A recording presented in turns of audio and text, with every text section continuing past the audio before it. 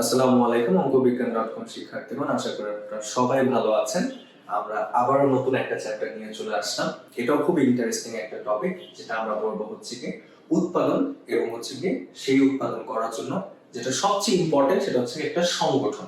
সংগঠন কিভাবে হচ্ছে গিয়ে এই উৎপাদনটা করে, এবং অর্থনীতিতে উৎপাদন কি জিনিস এবং সংগঠন কি জিনিস আমরা সেই বিষয়ে হচ্ছে পড়ে নেব।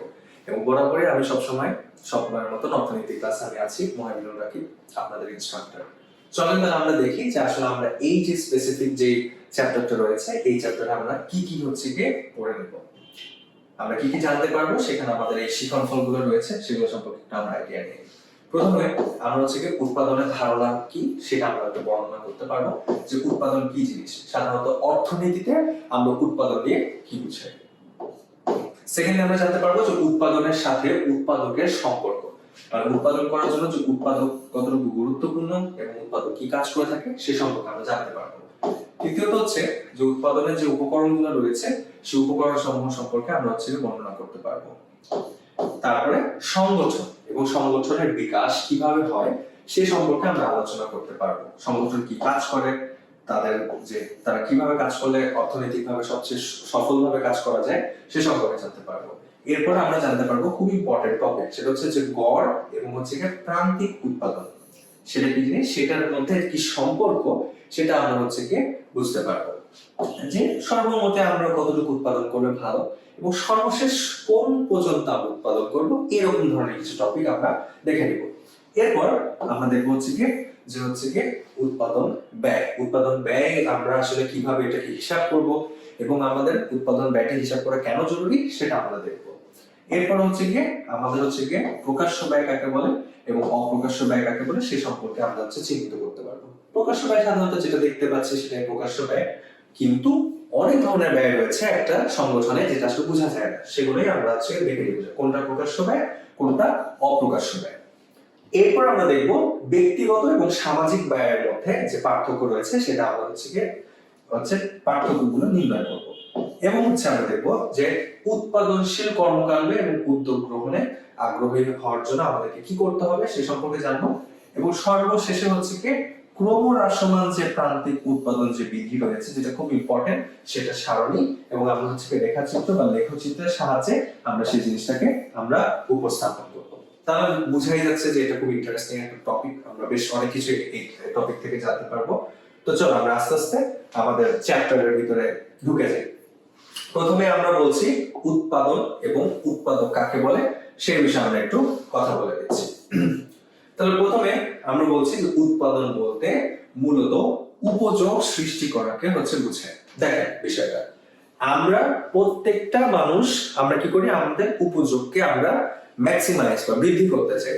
তো উপযোগকে বৃদ্ধি করার জন্য আমরা লাস্টের চ্যাপ্টারগুলোতে আমরা খুব ভালোভাবেই পড়ছি যে আমরা কি করি, আমরা বিভিন্ন পণ্য সেবা দ্রব্যগুলোকে আমরা চাহিদা করি, এবং চাহিদা করার পর সেগুলোকে ব্যবহার করার পর আমাদের কি হয়, সেখান থেকে একটা উপযোগ তৈরি হয়। ঠিক আছে, তাহলে উৎপাদন বলতে আমরা মূলত হচ্ছে কি উপযোগ সৃষ্টি করাকে কেন বোঝাই, কারণ ওই যে পণ্যগুলা যেগুলো আমার লাগবে প্রয়োজন, আমি দৈনন্দিন জীবনে আমি সেগুলোকে ব্যবহার করব, আমি যদি সেই জিনিসগুলোকে নাই পাই তাহলে কি আমার উপযোগ কি সৃষ্টি হবে, অসম্ভব, সেটা সম্ভব নয়। তাই উৎপাদন করার মেইন টার্গেট হচ্ছে যে প্রত্যেকটা মানুষ তার দৈনন্দিন জীবন চলাফেরা করতে যেই পণ্য বা সেবাগুলোকে সে ব্যবহার করবে এবং সেখান থেকে উপযোগ তৈরি হবে, সেগুলোকে হচ্ছে গিয়ে বাজারে হচ্ছে গিয়ে প্রোভাইড করা হচ্ছে গিয়ে উৎপাদন প্রসেসের মেইন জিনিস। এবং উৎপাদিত দ্রব্যের বিনিময়ে মূল্য থাকতে হবে, যেহেতু এটা আমাকে তোমাকে সবাইকে কি করতেছে, আমাদেরকে হচ্ছে গিয়ে আমাদেরকে একটা উপযোগ দিচ্ছে, একটা ইউটিলিটি আছে, যেহেতু এটা আমাদের কোন একটা চাহিদা পরিপূর্ণ করছে, সেহেতু এটা কিন্তু একটা ভ্যালু আছে, সেই ভ্যালুটাই আমরা বলছি যে উৎপাদিত দ্রব্যগুলো একটা বিনিময় মূল্য থাকছে, মানে কিছুর বিনিময়ে সেটা আমরা পাচ্ছি। যেমন আমরা আদিম যুগে কি করতাম, আমরা বার্টার সিস্টেম আমরা ফলো করতাম। একজন সবসময় হচ্ছে কি দেখা যাচ্ছে কাপড় দর্জি কাজ করতো, একজন ছাগল পালন করতো। দর্জি মানুষ কি করতো, সে কাপড় বানিয়ে হচ্ছে কি যে হচ্ছে ছাগল পালন করতো তাকে দিত, এবং সে হচ্ছে কি করতো, যে ছাগল পালন করতো সে তখন হচ্ছে কি ছাগলের মাংস তাকে দিয়ে দিত। এইভাবে হচ্ছে কি বার্টার সিস্টেম ছিল, একটা বিনিময় হলো। সেখান থেকে আমাদের কি হলো, আমাদের টাকা নোট, পেপার নোটের হচ্ছে আবির্ভাব হলো, এবং আমরা কি করি, প্রত্যেকটা জিনিস বাজারে আমরা দেখি যে সেটার একটা নির্দিষ্ট দাম রয়েছে, সেই দামে সেই জিনিসগুলোকে আমরা কেনা বেচা করে থাকি। তাহলে আমাদের একটা বিনিময় মূল্য তৈরি হলো। যেহেতু যেই জিনিসেরই মানে আমাদের উপযোগ সৃষ্টি করার সক্ষমতা রয়েছে, সেই জিনিসেরই একটা বাজারে কি রয়েছে, সেটার একটা চাহিদা রয়েছে, সবাই সেটাকে চায়। কেউ হয়তো দেখা যাচ্ছে যে ফল খেতে খুব পছন্দ করে, বেশিরভাগ মানুষই দেখা যাচ্ছে ফল খাওয়াকে জরুরি মনে করে, সেই জন্য তারা কি করে, সবাই হচ্ছে ফল কিনতে চায়। যেহেতু ফল উৎপাদন করার জন্য হচ্ছে কি আমাদের পৃথিবীতে সীমিত গাছ রয়েছে, কারণ আমরা দিনকে দিন ডিফরেস্টেশন করছি, তো সেহেতু কি হচ্ছে, ফলের দাম রয়েছে বাজারে, এবং সেই দামের ভিত্তিতে সেটাকে হচ্ছে বিক্রি করা হচ্ছে। তো এইভাবে যে উৎপাদন যেটা করতে হয় সেটা খরচ থাকে, এবং সেটা আমরা যেহেতু উপযোগ হচ্ছে কি তৈরি করতে পারে, তাই সেটার একটা বিনিময় মূল্য থাকা প্রয়োজন। দ্বিতীয় পয়েন্টে আমরা বলছি যে এই উপযোগ যদি সৃষ্টি না হয়, না হলে উৎপাদন বুঝায় না।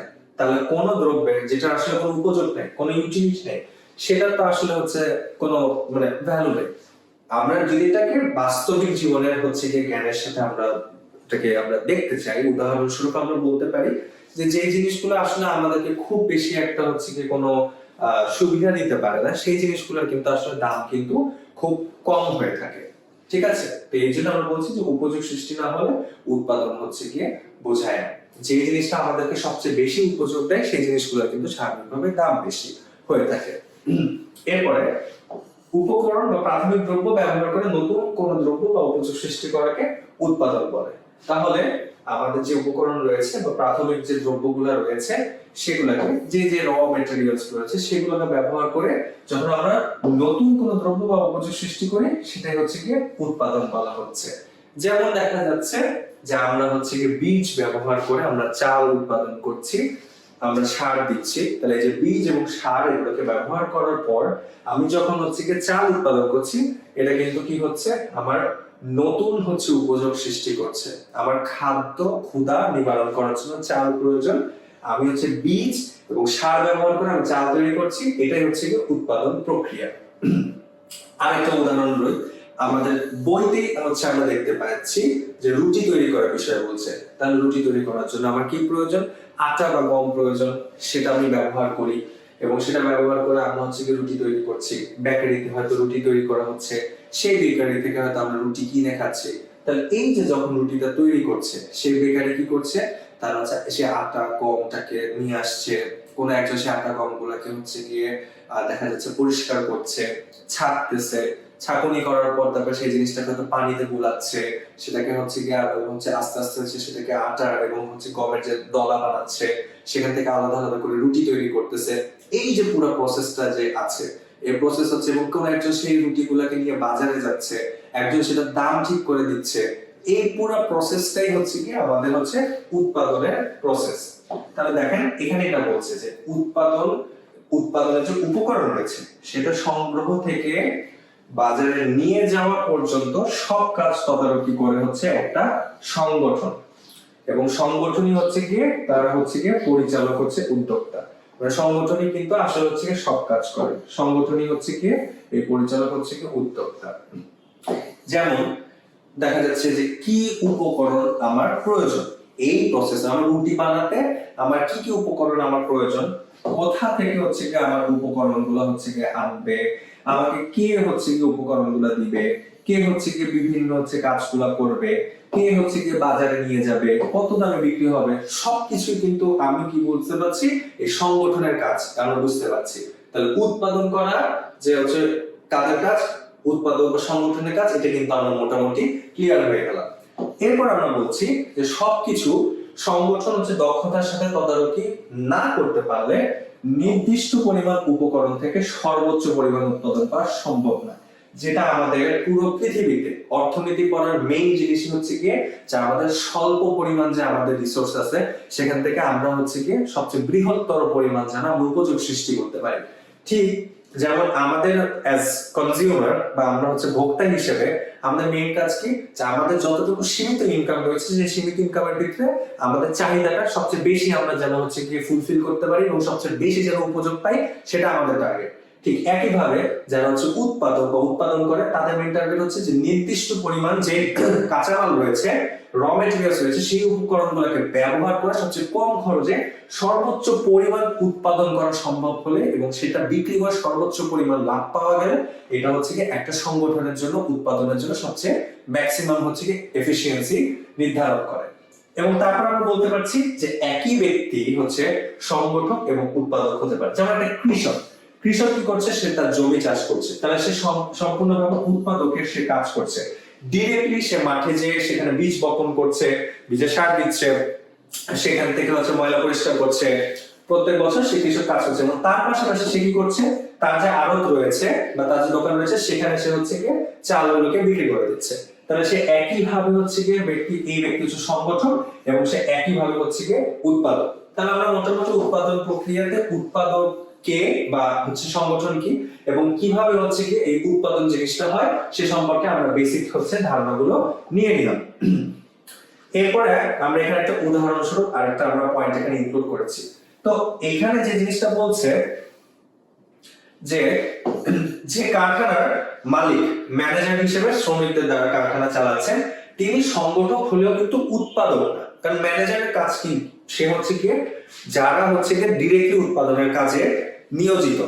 আমি ধরে নিচ্ছি যে এটা হচ্ছে কি একটা পোশাক শিল্পের কারখানা, গার্মেন্টস ইন্ডাস্ট্রি। সেই গার্মেন্টস ইন্ডাস্ট্রিতে আমরা যেটা দেখতে পাই যে যারা হচ্ছে কর্মী আছে তারা ডিরেক্টলি হয়তো সুতা বুনছে, সেলাই করছে, বোতাম লাগাচ্ছে, কাজ করছে। ম্যানেজার কিন্তু ডিরেক্টলি কিন্তু কাপড়ে হাত দিয়ে কাজ করছে না। সে কি করছে, সবাই ঠিকভাবে কাজ করছে নাকি, সবগুলো মেশিন ঠিকভাবে কাজ করছে নাকি, সেই জিনিসটা সে হচ্ছে কি তদারকি করছে। শ্রমিকরা ঠিকভাবে কাজ করছে নাকি সেটা সে তদারকি করছে। তার মানে আমরা বলতে পারছি যে তিনি হচ্ছে গিয়ে কি করে আমাদের, তিনি হচ্ছে গিয়ে উৎপাদক না, তিনি হচ্ছে সংগঠক। হ্যাঁ, কিন্তু আবার যে কারখানার মালিক বা হচ্ছে কি সে কিন্তু ম্যানেজারকে আবার রাখছে। দেখা যাচ্ছে যে মালিক কি করে, মালিক তো ম্যানেজারের কাজও করে না। মালিক হচ্ছে গিয়ে সম্পূর্ণ নিচক হচ্ছে, সে হচ্ছে ওই জায়গাটাকে সে মানে ওন করে বা এটা তার একটা ইন্ডাস্ট্রি। সে হয়তো দেখা যায় জিনিসটাকে হয়তো কত টাকা লাভ হলো, লোকসান হলো, সেই বিষয়গুলোকে দেখে। কিন্তু সে কারখানা চালানোর জন্য সে হচ্ছে গিয়ে ম্যানেজারকে নিয়োগ করে। ম্যানেজার হচ্ছে গিয়ে সংগঠক হিসেবে কাজ করে, এই সংগঠনটা সে হচ্ছে কিভাবে চলবে সেটা নির্ধারণ করে। আর তার হচ্ছে কি যে হুকুম আছে, সেই হুকুমে কারা কাজ করছে, তাদের যে শ্রমিক রয়েছে, শ্রমিক সেই তার প্রথমত তার হচ্ছে প্রোডাকশন কাজ বা হচ্ছে উৎপাদনের কাজটাকে চালাচ্ছে। তাহলে আমি এখানে বলতে পারি না যে আবার যে কারখানার মালিক সে হচ্ছে ম্যানেজার রেখে হচ্ছে গিয়ে শ্রমিক দিয়ে উৎপাদন করাচ্ছেন, তিনি সংগঠক নয়, তিনি সংগঠক নয়, উৎপাদক নয়, তিনি নিছক একজন মালিক।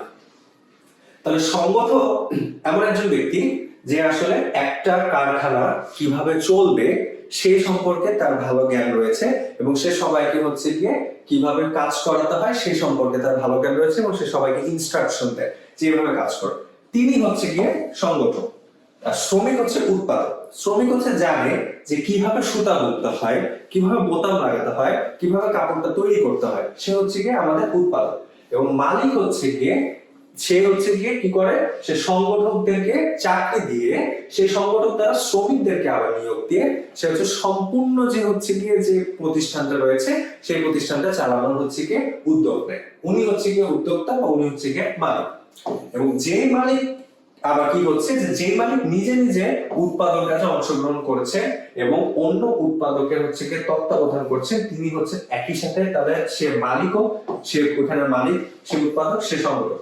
অনেক জায়গায় আপনি দেখতে পারবেন যে যেখানে হচ্ছে গিয়ে যে মালিক রয়েছে সে প্রতিষ্ঠানে, সে শুধুমাত্র এমন না যে তদারকি করে, সে হয়তো দেখা যাচ্ছে চিন্তা করে যেহেতু এটা আবার প্রতিষ্ঠান, সে নিজ হাতেই সব কাজ করার চেষ্টা করে। অন্য যারা হচ্ছে গিয়ে তার কর্মী রয়েছে তাদের সাথে একত্রিত ভাবে হাতে হাত রেখে তারা হচ্ছে গিয়ে কাজ করে। তাহলে সেই ধরনের যারা রয়েছে তারা একত্রিত ভাবে সে মালিকও, সে একত্রিত ভাবে উৎপাদকও এবং সে একত্রিত ভাবে